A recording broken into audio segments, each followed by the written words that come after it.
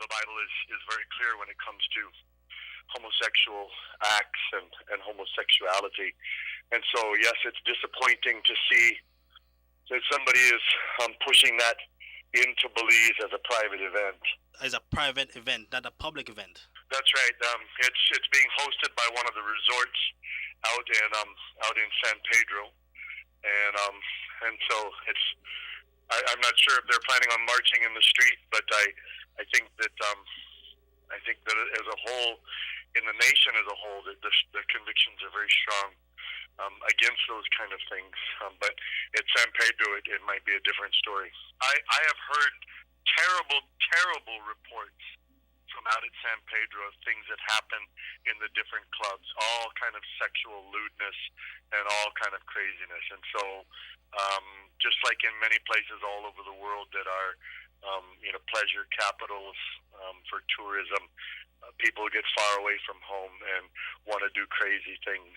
And so I have heard reports of extremely lewd and terrible things happening that are taking place in the clubs in San Pedro. And so yes, we would expect that there would be those that would want to invite and bring this into the country through that point right there. Do you see the event as something that would harm the community of San Pedro or put it at risk or something like that?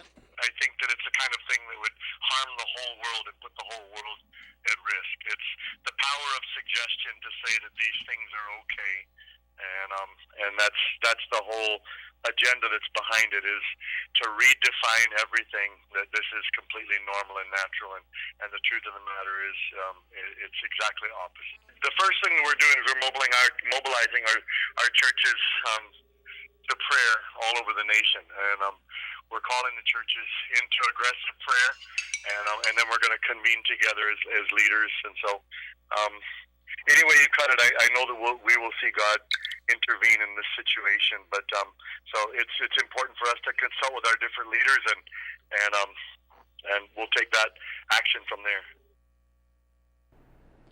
And whilst Durham is all against gay rights, activist and the gay man himself, Caleb Orozco, is all for it. He says it is about time that an event of this magnitude be held in Belize. For my good friend, Pastor Sturm, I welcome his commitment to his cause, and he at least has my respect in being very consistent in his message.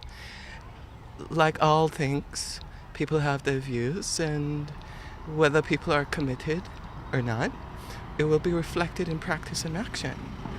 Ultimately, though, Pastor Sturm is not the law, and Pastor Sturm cannot erode, threaten, intimidate the rights of people to walk freely, to associate freely, and to express themselves freely.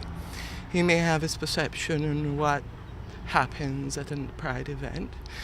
For us, Pride events have occurred for many decades in this country without provocation or cause, and they have been simple entertainment moments that to us are normal social fabric events that is part of the Belizean culture.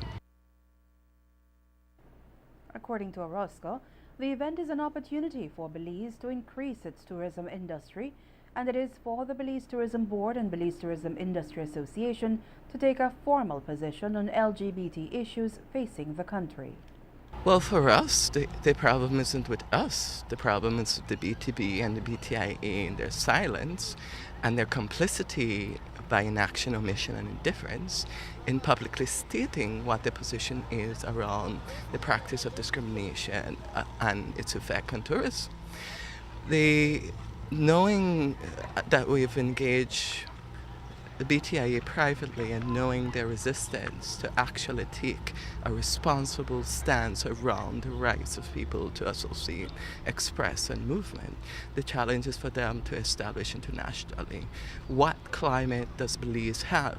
Is it one friendly to tourists, all tourists, or is it one where they'll pick and choose which tourists are welcome to Belize? For us, the ball is in the BTB and BTIA court, because it's up to them to decide whether our industry will have a black eye regarding discriminatory practices, not only by religious leaders who have issues, but also by immigration officers who have a history of harassing LGBT tourists that has come to this country. Beyond that, we know that LGBT tourists have come in to this country year in, year out without a discussion, without any provocation. The difference with this particular event is that it has been shamelessly publicized and that more people know about it. Kudos to the resort manager who has decided that he would promote an environment of inclusion. The potential for expanding LGBT tourism is great.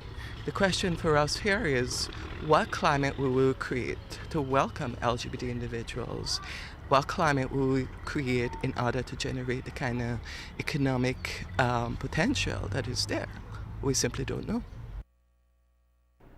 According to Orozco, shortly after the New York Times article in which she was featured was published, the BTB had plans to issue a release, but internal friction on BTB's position made it impossible for the organization to do so.